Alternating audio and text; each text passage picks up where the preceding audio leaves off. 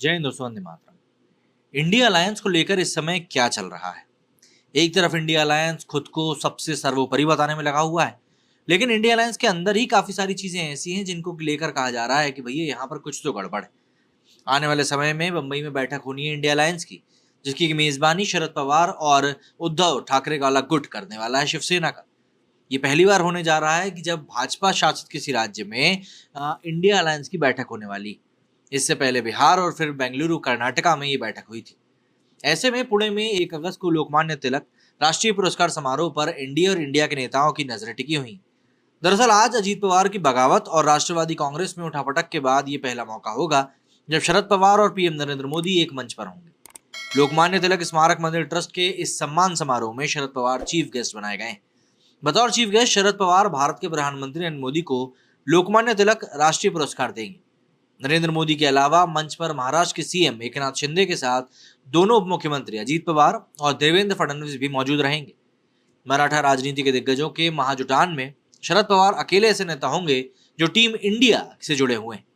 शरद पवार की नरेंद्र मोदी के साथ मंच की मौजूदगी इंडिया के नेताओं को खटक रही। शुक्रवार को विपक्ष के नेताओं की मीटिंग में इस पर खुलकर चिंता जताई गई। आम आदमी पार्टी समेत तमाम विपक्ष ने कांग्रेस अध्यक्ष मल्लिकार्जुन खड़गे को पवार से बातचीत करने के लिए कहा।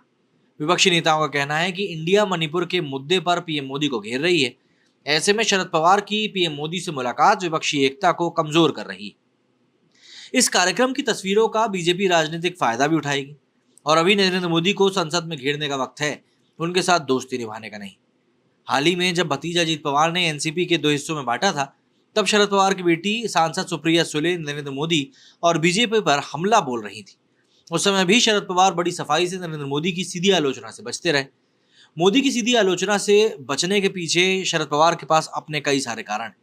उनका रुख अजीत के लिए भी नरम ही रहा। छगन भुजबल, प्रफुल्ल पटेल के साथ अजीत पवार ने एनसीपी में ये बगावत विपक्षी एकता की पटना में हुई बैठक, जो पहली बैठक हुई थी, उसके ठीक बाद में करी थी। उसके बाद बेंगलुरु में हुई बैठक में भी शरद पवार शामिल हुए थे।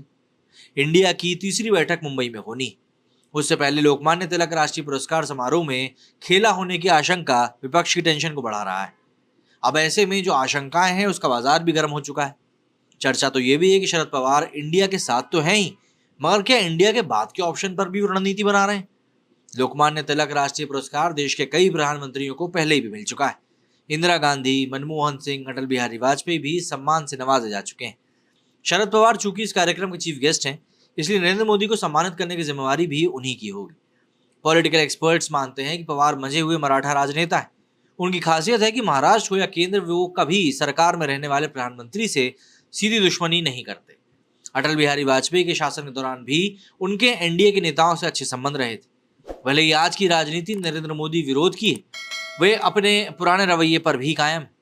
साथ ही सम्मान समारोह के मंच पर न सिर्फ मोदी बोलेंगे बल्कि शरद पवार भी अपने विचार रखेंगे। इस मौके को कैसे बनाया जाए शरद पवार अच्छी तरह जानते हैं और यही बात इंडिया अलायंस की टेंशन को बढ़ा रही है। मेरे स्टूडियो फिलहाल इतना ही। जय हिंद, जय भारत।